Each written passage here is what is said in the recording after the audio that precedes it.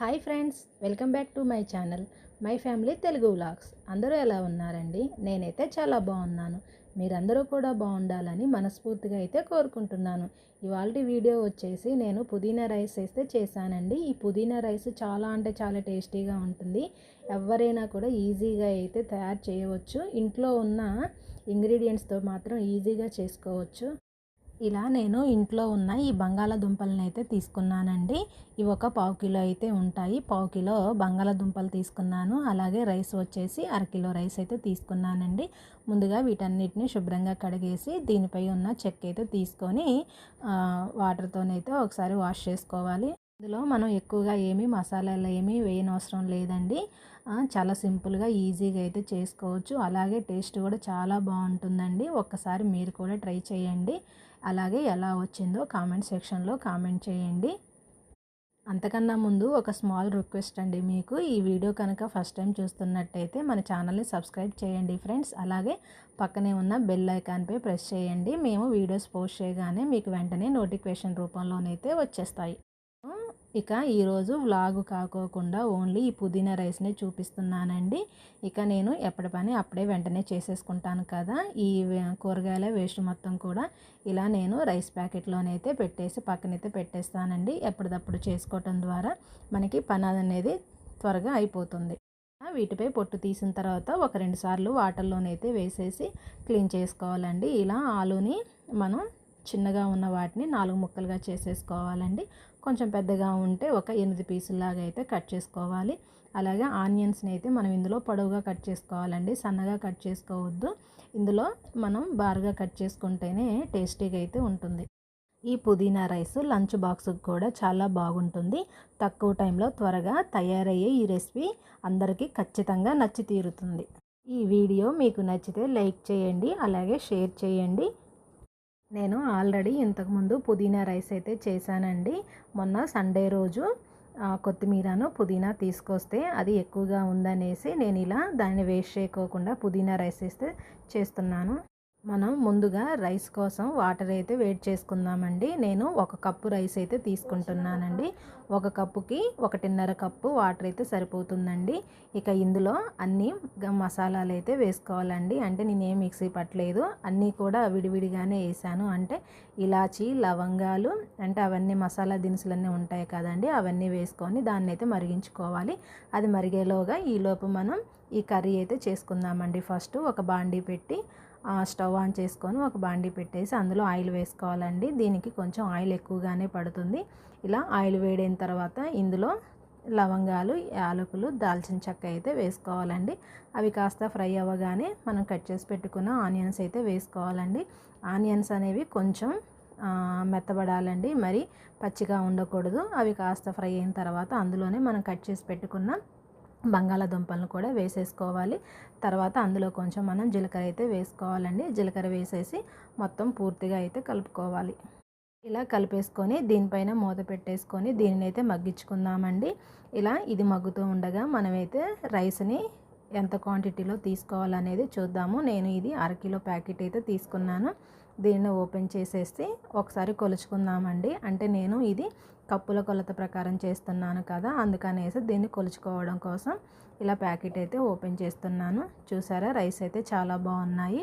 ఇక ఈ రైస్ నాకు ఈ బౌల్ అయితే కరెక్ట్గా సరిపోయిందండి. అందుకనేసి ఇందాక నేను 1 కప్పుకి 1.5 కప్పు వాటర్ అయితే తీసుకున్నాను. దీనిని ఒక గిన్నెలోకి తీసేసుకొని ఒక 2 సార్లు వాష్ చేసుకొని ఒక 10 నిమిషాల పాటు నానబెట్టుకుంటే సరిపోతుంది. ఇలా ఒక 10 నిమిషాల పాటు నానబెట్టుకుంటే సరిపోతుందండి. చూసారా, నేను ఎలా అయితే వాష్ చేస్తున్నానో అలా వాష్ చేయండి. మరీ గట్టిగా నలపకూడదండి, అవి రైస్ విరిగిపోతాయి. కడిగేసి ఆ వాటర్ వంచేసుకొని 1 కప్పు వాటర్ అయితే పోసుకుందామండి. కొంచెం నానటానికి ఈజీగా ఉంటాయి. ఆ రైస్ నానితే ఎక్కువగా అవుతాయి కదా, అందుకనేసి కొంచెం వాటర్ ఎక్కువగానే పోసాను. ఇక నేను పుదీనాని తీసుకురాగానే మొత్తం గిల్లేసి ఇలా డబ్బాలోనైతే స్టోర్ చేసుకున్నాను. అలాగే కొత్తిమీర ఆకుల్ని మనం ఎక్కువగా యూజ్ చేస్తాం కదా, కొంచెం మందంగా ఉన్న ఆకుల్ని, కాడల్ని అయితే నేను ఇలా పక్కనైతే పెట్టేశానండి. పుదీనా రైస్ చేద్దాం అనేసి ముందే అనుకున్నాను, అందుకనేసి నేను వీటిని కూడా పక్కన పెట్టేసుకున్నాను. ఇక 2 సార్లు ఈ పుదీనాని, కొత్తిమీరను కడిగేసి ఒక మిక్సీ జార్లోకి అయితే తీసుకుంటున్నాను. పుదీనాలో ఎక్కువగా వాటర్ ఏమీ లేకుండా ఇలా పిండేసి అయితే తీసుకోవాలండి. లేదంటే దాంట్లో ఉన్న మట్టి అలాంటివన్నీ కూడా మనకి పుదీనాతో పాటు వస్తాయి. 1, 2 సార్లు కడిగేసి శుభ్రంగా చేసుకోవాలి.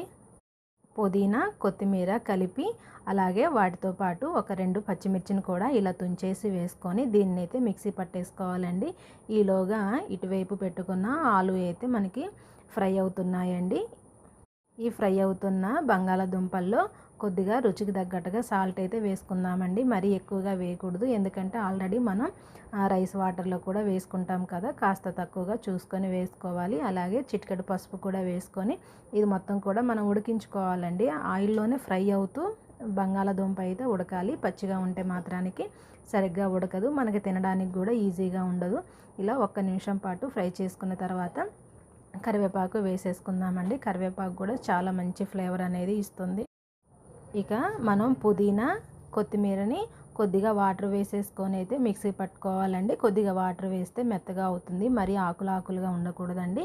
ఎందుకంటే తినే టైంలో చిన్నపిల్లలు ఇష్టపడరు. అందుకనేసి మనం మంచిగా మెత్తగా పేస్ట్ లాగా అయితే చేసుకోవాలండి.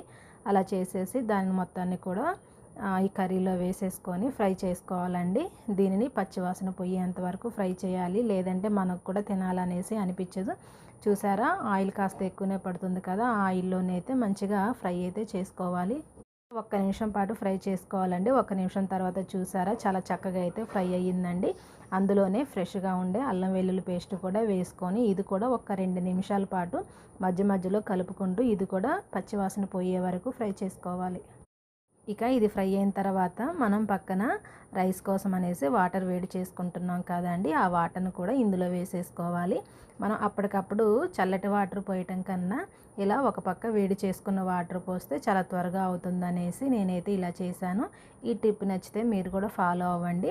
ఇక ఈ ఎసరు అనేది మరిగింది కదా, ఇందులో మనం కడిగి నానబెట్టుకున్న రైస్ని వేసేసి ఇలా పూర్తిగా అందులో కలిసేలాగా అయితే కలుపుకోవాలి. ఇప్పుడు ఒకసారి సాల్ట్ అనేది చూసుకోండి.